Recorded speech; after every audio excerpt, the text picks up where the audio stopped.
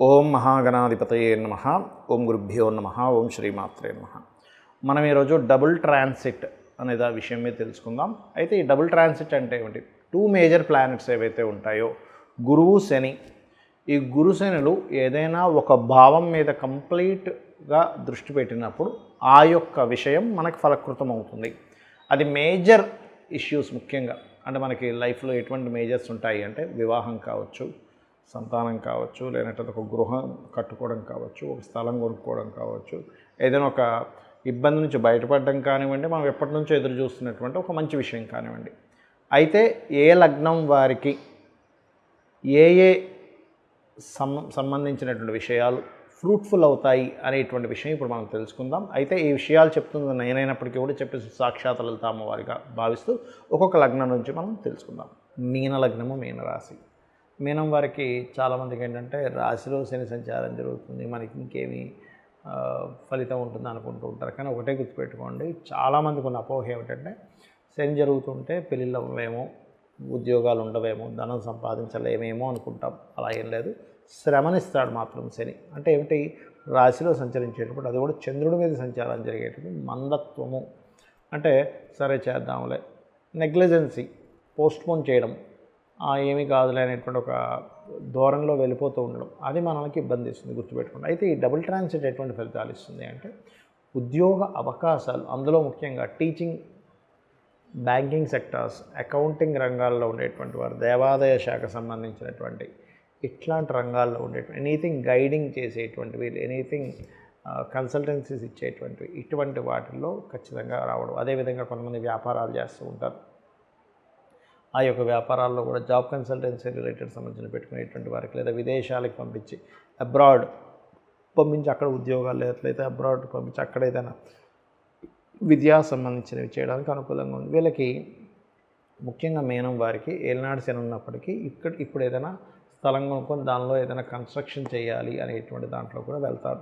అదేమిటండి అంటే శ్రమను ఇవ్వాలి. ఇప్పుడు చూడండి, ఏ కన్స్ట్రక్షన్ చేయకుండా, ఏమీ చేయకుండా సైలెంట్గా ఉన్నాను కూడా ఏ శ్రమ ఉండదు కదా. కాబట్టి అలా కాకుండా మీకు కన్స్ట్రక్షన్ చేయడానికి కలిగేటువంటిది గురువు 4లో ఉన్నందుకు ప్రాపర్టీస్ కొనుగోలు చేయడము, కన్స్ట్రక్షన్ ప్రారంభించడము, అది కొంచెం శ్రమ ఉన్నప్పటికీ కొంచెం సక్సెస్ఫుల్గా మీకు సక్సెస్ అవ్వడం చూపిస్తుంది. అయితే వీటన్నిటికంటే కూడా ముఖ్యంగా జాబ్ ఛాన్సెస్ ఎక్కువగా ఇస్తుంది ఇక్కడ డబుల్ ట్రాన్సిట్ అనేటువంటిది. ఉద్యోగం కోసం దూర ప్రాంతాలకు వెళ్ళడం ద్వారా కలిసి రావడం జాబ్, లేనట్లయితే ఒక జాబుతో పాటు ఇంకొక జాబ్ కూడా చేయడం, అంటే డబుల్ జాబ్స్ చేస్తుంటారు కదా, 2 జాబ్స్ చేస్తుంటారు. పొద్దున్న నుంచి సాయంత్రం వరకు జాబ్ చేసుకుంటే సాయంత్రం నుంచి నైట్ వరకు, అంటే ఆల్మోస్ట్ 6:30, 7కి స్టార్ట్ చేసి 10, 11 వరకు పార్ట్ టైం జాబ్స్ చేస్తుంటారు. అలా డబుల్ ట్రాన్సిట్ ఎప్పుడైతే మనకి ఈ యొక్క ఉద్యోగ స్థానం మీద ఉందో 2 జాబ్స్ చేయడానికి, విదేశాలకు వెళ్ళి జాబ్స్ చేయడానికి వీటికి అనుకూలిస్తుంది. అదేవిధంగా జాబ్స్ పోతాయనేటువంటి భయాన్ని వదిలేసేయండి, ఎందుకంటే జాబ్ పోయినా సరే కొత్త జాబ్స్ వస్తాయి. కాకపోతే ఇక్కడ మీరు 6వ స్థానంలో ఈ కుజకేతువుల యొక్క ప్రభావం కూడా ఉంది కాబట్టి ఎవరికైనా అప్పులు ఇవ్వడము, అప్పులు తీసుకునేటువంటి అంశాల్లో మాత్రం చాలా జాగ్రత్తగా ఉండండి. ముఖ్యంగా 6వ స్థానం అనేటువంటిది పూర్వజన్మ కర్మస్థానంగా చెప్తూ ఉంటారు, డైలీ లైఫ్ స్థానంగా చెప్తూ ఉంటారు. కాబట్టి ఎవరికైనా మనీ చిరుక్కుపోయేటువంటి యోగాన్ని ఇస్తుంటుంది ఇక్కడ కుజకేతువుల కలయిక 6వ స్థానంలో. కాబట్టి ఈ యొక్క విషయాల్లో చాలా చాలా చాలా కేర్గా ఉండండి. కాబట్టి నిత్యము కూడా మీరు ఉదయం నిద్రలేచిన వెంటనే స్కందుని, గణపతిని తలుచుకొని మీరు నిద్రలేవండి. అలాంటప్పుడు మీ డైలీ లైఫ్లో ఎక్కడా కూడా మీరు ఇరుక్కుపోవడము, స్ట్రక్ అవ్వడం ఇట్లాంటివి జరగవు. ఇక్కడ చాలామందికి ఏంటంటే సందేహం, ప్రతి లగ్నానికి గురువు కొన్ని లగ్నాలకి శుభుడైతే శని కొన్ని లగ్నాలకి శుభుడవుతాడు. ఇప్పుడు మరి డబల్ ట్రాన్సిట్ పడ్డప్పుడు ఈ యొక్క విషయంలో మీకు ఫ్రూట్ఫుల్ అవ్వట్లేదు అంటే కొన్ని జాగ్రత్తలు తీసుకోవాలి. ఏమిటది? గురువు ఏ లగ్నాలకు శుభుడవుతాడు అని చెప్పి తీసుకుంటే మేషము, కర్కాటకము, సింహము, వృశ్చికము, ధనస్సు, మీనం. గుర్తుపెట్టుకోండి, ఈ లగ్నాల వాళ్ళు గురువు శుభుడవుతాడు. కాబట్టి శనికి సంబంధించిన రెమెడీ చేసుకుని ఉంటే మీకు ఈ డబుల్ ట్రాన్సిట్ అనేది యోగిస్తుంది. అంటే నువ్వులు దానంగా ఇవ్వడము, గోవులకు బెల్లం తినిపించడం, ఇటువంటివి చేయాలి. మరి శని శుభుడవుతాడో గురువు పాప అవుతాడు కొన్ని లగ్నాలకి. ఏ లగ్నాలకి ఎక్కడుందండి దీని గురించి అంటే పరాశర మహర్షి చాలా స్పష్టంగా సర్వే త్రికోణ నేతారో గ్రహాః శుభఫలప్రదాః అని చెప్పడం జరిగింది. మిగతా 6 లగ్నాలు అంటే వృషభ లగ్నము, మిథునము, కన్యా, తుల, మకర, కుంభ లగ్నాలకి శని శుభుడవుతాడు. అలాంటి వారు గురువుకు సంబంధించిన రెమెడీ చేసుకోవాలి. అంటే ఏం చేయాలి అంటే శనగలు ఎల్లో కలర్ వస్త్రం 1 కేజీ బావు శనగలు ఎల్లో కలర్ వస్త్రము గురువారం నాడు పురోహితుడు ఎవరికైనా దానంగా ఇవ్వడం. గోవులకి మీరు చక్కగా ఈ యొక్క అరటికాయలు తినిపించడము.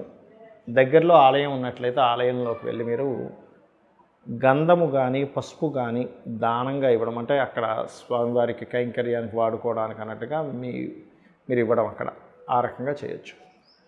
మరి వీటితో పాటు ఇంకేమైనా చేయాలా, ఇంకేమైనా జాగ్రత్తలు తీసుకోవాలా అంటే ఒక విషయం గుర్తుపెట్టుకోండి.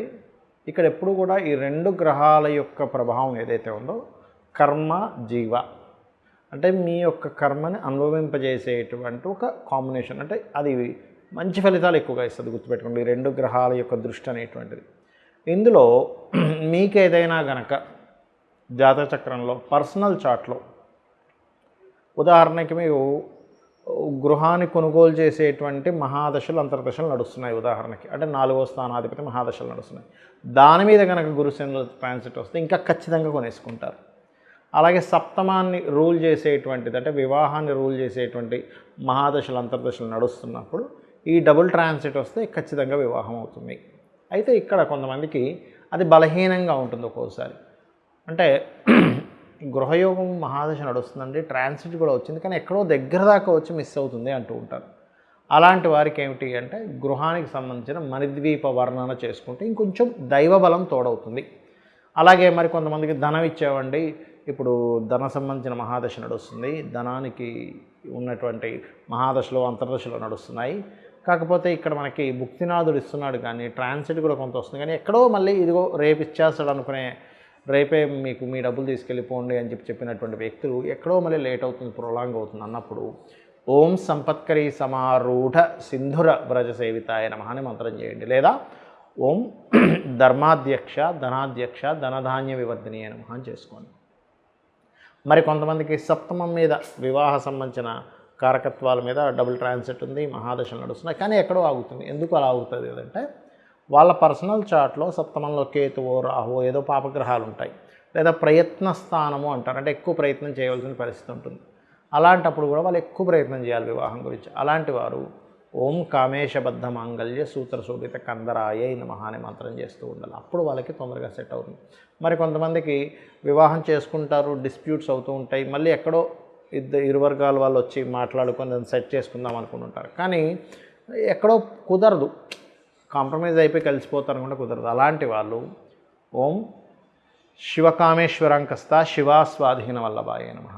మరి కొంతమందికి ఎలా ఉంటుందంటే ఒక బిజినెస్ ప్రారంభిస్తారు, ఆ వ్యాపారంలో ఇంకేముంది ఇక్కడ నుంచి అభివృద్ధి వస్తుంది, మనకంతా కూడా క్లియర్ అయిపోతున్నాయి అనుకునే టైంకి ఇంకా ఎక్కడో రావాల్సిన లాభాలు రావు. కానీ చూస్తే లాభాధిపతి మహాదశలు నడవడము మరియు అదేవిధంగా లాభస్థానం మీద ఈ డబుల్ ట్రాన్సిట్ పడడం కూడా జరిగినప్పటికీ ఎక్కడో ఆగుతుంటుంది. దానికి కారణం ఏమిటంటే లాభస్థానం న్యాచురల్గా మీకు 11th హౌస్ ఎక్కడో స్పాయిల్ అవుతుంది. అలాంటప్పుడు ఓం ఇంద్రగోప పరిక్షిప్త స్మరతూనా భజంగికాయే నమః అనే లలిత అమ్మవారి యొక్క నామస్మరణ కనుక చేసినట్లయితే అది ఎలా అంటే మనస్ఫూర్తిగా చేయండి, ఎక్కువసేపు చేయండి. ఆ ఎక్కువసేపు ఆ మంత్రం మీదే ధ్యాస పెట్టి చేయండి. ఖచ్చితంగా మీ యొక్క పూర్వజన్మ కర్మల వల్లే మనం ఇది అనుభవిస్తూ ఉంటాం. అందరూ కూడా ఈ భూమి మీద పుట్టిన ప్రతి ప్రాణి కూడా, నేను కానీ మీరు కానీ ఎవరైనా కానీ పూర్వజన్మల్లో చేసిన మంచి కర్మలు తెలుసో తెలియకో చేసినటువంటి కొన్ని బ్యాడ్ కర్మాస్ ఉంటాయి. దానివల్లే మనిషి మంచి అనుభవించడం కానీ, ఒక హోదాలోకి వెళ్ళడం కానీ, ఒక మంచి ఉద్యోగం రావడం కానీ ఇవన్నీ జరుగుతుంటాయి. ఒక ఇబ్బంది పడడం కూడా దానివల్ల జరుగుతుంది. అయితే పాపకర్మను దగ్ధం చేసేటువంటి శక్తి అమ్మవారి నామాలకి, అదేవిధంగా సూర్య నమస్కారాలకి, ఏదైనా ఆలయానికి వెళ్ళి అక్కడ ఏదైనా మీరు చేసే సేవ వల్ల తొలగుతుంది అని శాస్త్రాలు చెప్తున్నాయి. కాబట్టి ఈ మంత్ర సంబంధించినవి చేయండి. అదేవిధంగా మరి కొంతమందికి అప్పులు తీరాలండి, 5th హౌస్ మీద శుభగ్రహ సంబంధాలు వచ్చాయన్నారు. 5th హౌస్ అంటే అప్పుకు నెగేటింగ్ హౌస్ అంటారు కదా, మరి అలాగా అనుకునేటువంటి వారు ఓం అపర్ణాయే నమః. ఇలా మనం 1000 నామాలకి 1000 విషయాల గురించి మనం ఆల్రెడీ యూట్యూబ్లో చెప్పుకున్నాము. మీరు అందులోంచి కూడా కావాలంటే తీసుకోవచ్చు. అయితే ఇక్కడ ఏ నామాన్నైనా మీరు ఉదయం పూట కానీ సాయంత్రం పూట కానీ చేయండి. అలా అని మీరు చాలామందికి సందేహం ఉంది, ఏమంటే స్త్రీలు చేసేటప్పుడు 3 రోజులు గ్యాప్ వస్తుంది కదా, అప్పుడు పరిస్థితి ఏమిటది? ఏమీ భయపడాల్సిన పని లేదు.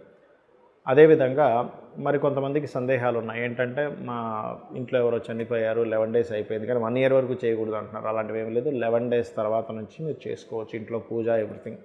కాబట్టి చేయండి, ఖచ్చితంగా మీకు అమ్మవారి అనుగ్రహంతో మీకు అన్ని శుభాలు కలగాలని మనస్ఫూర్తి కోరుకుంటూ శ్రీమాత్రే నమః.